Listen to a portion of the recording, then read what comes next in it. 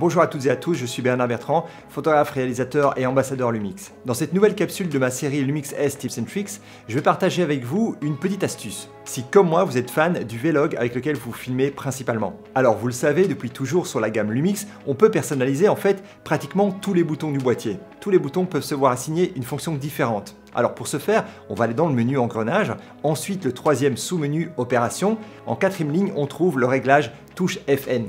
Ensuite, on sélectionne réglage en mode enregistrement.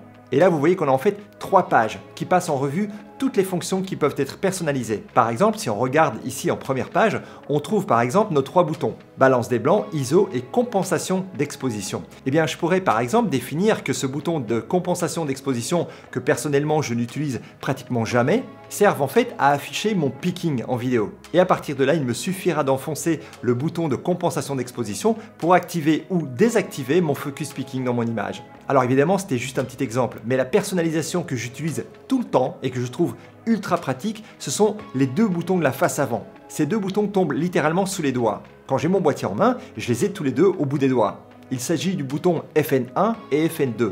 Alors, j'ai réglé mon bouton FN1 de façon à afficher ma LUT sur mon écran arrière du boîtier. De cette façon, du bout du doigt, je peux voir mon image avec ou sans ma LUT. Et dans la même logique, j'ai paramétré le bouton FN2 de façon à envoyer ma LUT, cette fois via l'HDMI. Alors c'est très pratique pour moi lorsque je suis en studio avec des gens autour de moi, par exemple, et que rapidement, je veux par exemple montrer au maquilleur un résultat proche de mon résultat final. Alors évidemment, s'il s'agit d'un Atomos ou d'un écran enregistreur, si vous laissez la LUT visible sur l'HDMI, l'Atomos ou l'enregistreur enregistrera l'image avec la LUT évidemment, ce qui n'est pas nécessairement l'idée dans ce cas-là.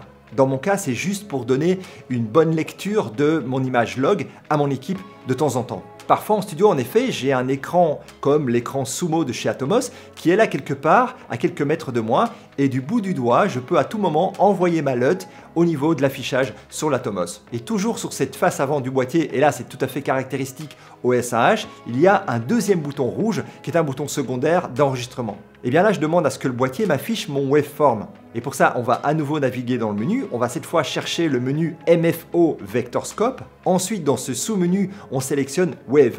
En français, vous trouverez moniteur de forme d'onde. Alors voilà, je vous ai montré comment accéder à tout ça via le bouton menu, ce qui vous permettra en fait justement de prendre connaissance des différents emplacements possibles sur le boîtier. Mais pour ce qui est des boutons de fonction, comme ces 3 boutons à l'avant du boîtier, il vous suffit en fait simplement d'enfoncer le bouton quelques secondes pour que vous vous retrouviez automatiquement au niveau du menu sur le réglage actif actuel. Et à partir de là, vous pouvez à nouveau naviguer dans le menu directement et le personnaliser. Voilà, ça demande parfois un peu de mise en pratique pour voir au final quelle fonction sur quel bouton sera la plus adaptée pour vous. Mais en définitive, ça vous permettra de gagner en productivité.